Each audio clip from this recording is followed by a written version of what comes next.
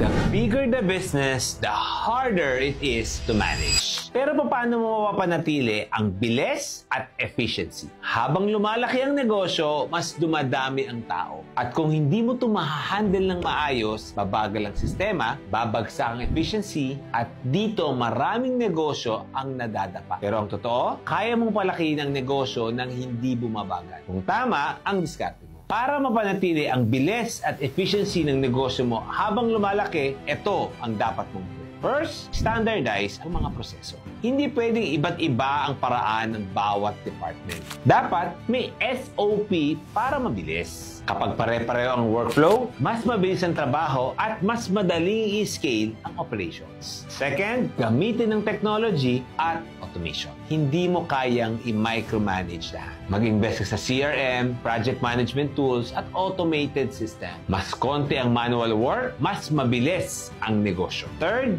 build a strong leadership team. Kung lahat ng desisyon sa'yo pa rin dumadaan, ikaw ang bottleneck. Dapat may competent managers ka na may sariling decision thinking. Kapag may tamang leader sa bawat department, hindi lahat ng problema sa'yo babagsak. Fourth, focus on communication and alignment. Mas lumalaki ang negosyo, mas nagiging delikado ang miscommunication. Dapat may regular meetings, clear reporting structures, at alignment ng goals. Para lahat ng tao nasa tamang direksyon. Lastly, measure speed and efficiency. Alam mo ba kung gaano kabilis gumalaw ang bawat department mo? Ilang oras ang nasasayang sa delays at bottlenecks? Dapat meron kang KPI na minomonitor para ma-improve ang efficiency ng negosyo mo. Ang sekreto sa mabilis at efficient na negosyo, hindi yung ikaw ang nagpapatakbo ng lahat. Kung hindi, yung may system ka na gumagalaw kahit wala ka. Dahil kung ikaw pa rin nagpa-micromanage, hindi ka CEO. Empleyado ka lang sa sarili mong negosyo. Ganito rin sa isang mabilis na makina. Kapag walang maayos sa sistema, bumabagal at nasisira. Ikaw, ano ang isang process na pwede mong ayusin ngayon para bumilis at gumaan ang negosyo mo habang lumalaki?